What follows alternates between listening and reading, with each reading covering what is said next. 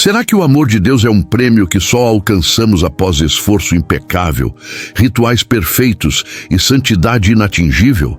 Essa é a mentira da performance que aprisiona corações, distorcendo a graça.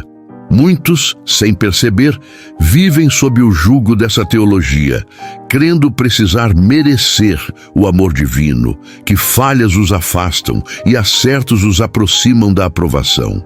Mas e se essa premissa fosse realmente equivocada? E se o merecimento fosse barreira, não caminho, para a intimidade com o Criador? Imagine um Deus que mantém um placar anotando cada erro, deslize, oração esquecida. Um Deus que só sorri ao atingir um padrão de perfeição inatingível. Essa imagem, comum em narrativas, é uma caricatura sombria do Deus bíblico. A verdade, ofuscada pela culpa e autoexigência, é libertadora. Vamos aos fundamentos da teologia, aos Theology Basics, que desmascaram essa farsa. A Bíblia não pinta um Deus que exige performance para amar. Pelo contrário, ela revela um Deus cujo amor é a essência de seu ser, precedendo qualquer mérito humano. Romanos 5:8 nos sussurra uma verdade avassaladora. Mas Deus demonstra seu amor por nós pelo fato de Cristo ter morrido por nós quando ainda éramos pecadores. Percebe a inversão? Fomos amados enquanto indignos, não depois de nos tornarmos dignos. Efésios 2:8-9 ecoa essa sinfonia da graça, pois vocês são salvos pela graça por meio da fé, e isto não vem de vocês. É dom de Deus, não por obras, para que ninguém se glorie. O amor de Deus não é transação comercial, onde você entrega obediência e Ele entrega bênçãos. É um rio caudaloso que flui ininterruptamente, não por diques ou desvios, mas porque Ele é a fonte. A cruz de Cristo é o monumento eterno a essa verdade. Jesus não morreu para nos dar uma chance de merecer o amor de Deus, mas para revelar que esse amor já era nosso, incondicional e inextinguível. Ele pagou o preço total, não para que pagássemos nossa parte, mas para que fôssemos livres da dívida. As implicações práticas dessa verdade são revolucionárias para a fé diária.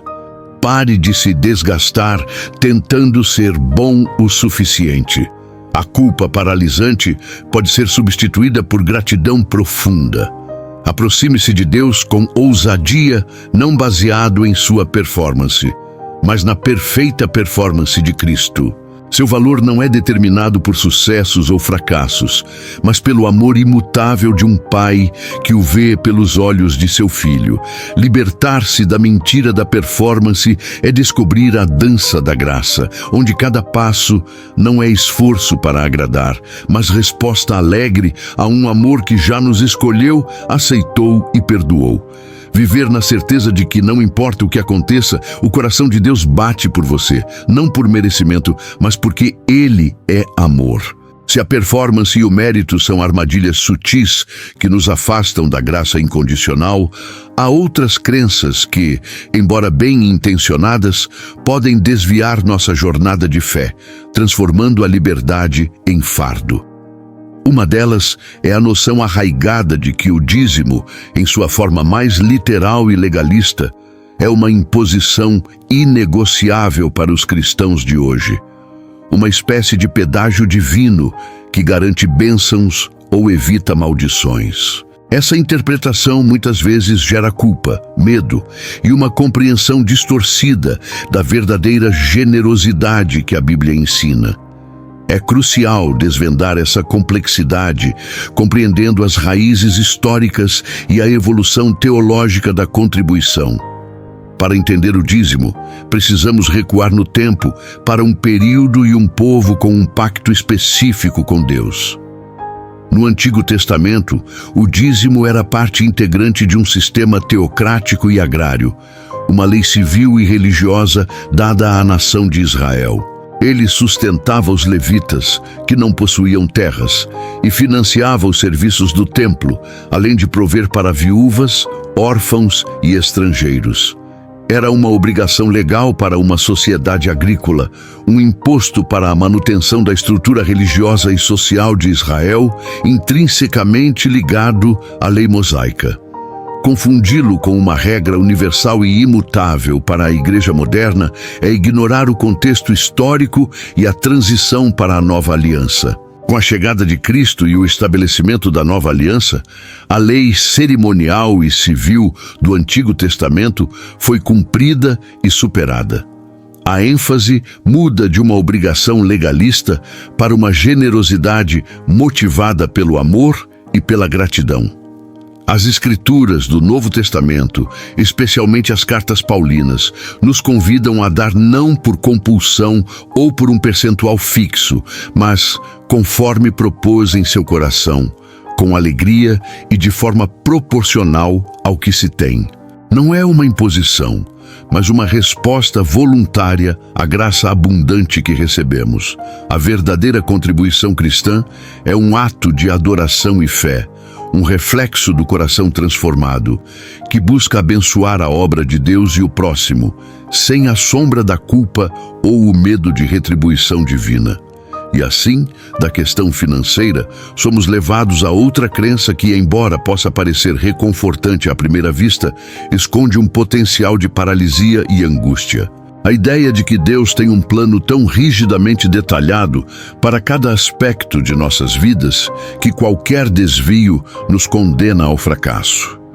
Essa visão, que muitas vezes nos leva a buscar sinais e direções divinas para cada pequena decisão, pode nos privar da liberdade de escolha e da responsabilidade pessoal, transformando a vida em um labirinto de medo, onde cada passo em falso nos afasta irremediavelmente do plano perfeito de Deus. A Bíblia, no entanto, apresenta uma imagem mais robusta e libertadora. Sim, Deus é soberano e tem propósitos eternos. Mas Ele também nos dotou de livre arbítrio e nos chama à sabedoria e discernimento para tomar decisões. Seu plano é frequentemente mais amplo, envolvendo nosso caráter, nossa santificação e o espalhar de seu reino, permitindo-nos uma vasta margem para escolhas pessoais, erros e aprendizados. Não somos marionetes em um roteiro pré-escrito sem espaço para nossa agência. Em vez de um mapa detalhado, Deus nos oferece uma bússola e um guia, o Espírito Santo, para nos orientar dentro de seus propósitos maiores, celebrando nossa liberdade e responsabilidade na vida. Mas, se o amor de Deus não é algo que precisamos merecer, e se o nosso destino não é um roteiro pré-determinado, onde cada desvio nos condena, então surge uma das questões mais profundas para muitos. Será que todas as boas pessoas vão para o céu? Essa é uma crença amplamente difundida, um consolo popular que sugere que se você viveu uma vida decente, fez mais bem do que mal e tratou os outros com respeito, sua passagem para a eternidade está garantida. É uma ideia atraente, que apela à nossa intuição de justiça e à esperança de que o esforço moral seja recompensado. Quem não quer acreditar que a bondade humana é suficiente para a graça divina? No entanto, a Bíblia, nossa bússola nesse labirinto de crenças, apresenta uma perspectiva radicalmente diferente e, para muitos, desafiadora. Ela não nega o valor da bondade, mas a exalta. Contudo, as Escrituras são taxativas. A salvação não é um prêmio para os moralmente superiores. Não há escala onde pesamos nossas boas ações contra as más. A verdade é que, segundo a Bíblia, todos pecaram e estão destituídos da glória de Deus. Não importa quão boa uma pessoa seja. O padrão divino é a perfeição. E nele todos falhamos. É nesse ponto que a exclusividade do caminho se revela. Jesus Cristo não se apresentou como um caminho, mas como o caminho, a verdade e a vida, afirmando que ninguém chega ao Pai senão por Ele. Essa declaração é para muitos a mais controversa, pois parece excluir bilhões que buscam a Deus de outras formas. Mas a mensagem central é que a salvação é um presente imerecido, a graça de Deus oferecida através do sacrifício de Jesus na cruz, não o resultado de nossos méritos. A fé nele é o único passaporte. Se esta reflexão te toca, deixe seu like e um comentário. Essa distinção entre fé e obras é crucial. Não significa que as obras são irrelevantes. Muito pelo contrário. Uma fé genuína que realmente transforma o coração inevitavelmente produzirá boas obras. Elas são o fruto, a evidência visível de uma vida redimida, não a raiz da salvação. É por isso que a evangelização se torna fundamental. Não é sobre convencer as pessoas a serem boas, mas a compreenderem sua necessidade de um Salvador e abraçarem a oferta gratuita de perdão e vida eterna em Cristo. É um chamado urgente para compartilhar a única esperança. Portanto, o caminho para a eternidade não é pavimentado com nossas boas intenções ou a soma de nossos feitos virtuosos, mas com a fé humilde e transformadora no sacrifício de Jesus. É um convite à rendição, a reconhecer que por mais que nos esforcemos, nossa própria bondade nunca será suficiente para preencher o abismo entre nós e a santidade de Deus. A beleza reside nisso, no reconhecimento de nossa incapacidade e na aceitação do dom inestimável que nos é oferecido. É um mistério de amor e graça que desafia a lógica humana, mas que promete a verdadeira paz. Há uma sombra que se esgueira pelos corredores da fé, uma melodia sussurrada que promete descanso eterno, mas que, paradoxalmente, pode levar à mais perigosa das armadilhas, a falsa segurança. Uma vez salvo, para sempre salvo, ecoa em muitos corações, e à primeira vista soa como a mais doce das garantias, um porto seguro e inabalável. Mas será que compreendemos a profundidade e o perigo dessa afirmação? A ideia de que a salvação, uma vez recebida, dispensa a necessidade de uma vida de santidade e perseverança é um véu sedutor. Ela sugere que, após um momento de decisão, o caminho está traçado e qualquer desvio posterior é irrelevante para o destino final. É como se a fé fosse um bilhete de trem que, uma vez carimbado, nos levasse ao destino sem que precisemos nos manter sentados ou sequer embarcados. Mas a Bíblia pinta um quadro muito mais dinâmico e, sim, mais exigente. Deus, em sua graça irresistível, nos chama. Ele nos atrai, nos regenera, nos concede a fé. Isso é um dom puro e imerecido, à base de tudo. Contudo, essa graça não nos torna passivos espectadores de nossa própria jornada espiritual. Pelo contrário, ela nos capacita e nos impulsiona a uma vida transformada, ativa e frutífera. A verdadeira salvação não é um ponto final estático, mas o início de uma caminhada contínua de santificação. A Escritura é clara. Aqueles que são verdadeiramente salvos demonstram essa realidade através de suas vidas. A fé sem obras é morta. Adverte Tiago, não que as obras nos salvem, mas elas são a evidência inegável de uma fé viva. A perseverança não é uma opção, mas uma característica intrínseca daquele que foi verdadeiramente alcançado pela graça. O amor a Deus se manifesta na obediência aos seus mandamentos, no desejo de agradá-lo, na luta contra o pecado, na busca incessante pela santidade. Ignorar essa responsabilidade é cair na ilusão de que a graça de Deus é uma licença para pecar.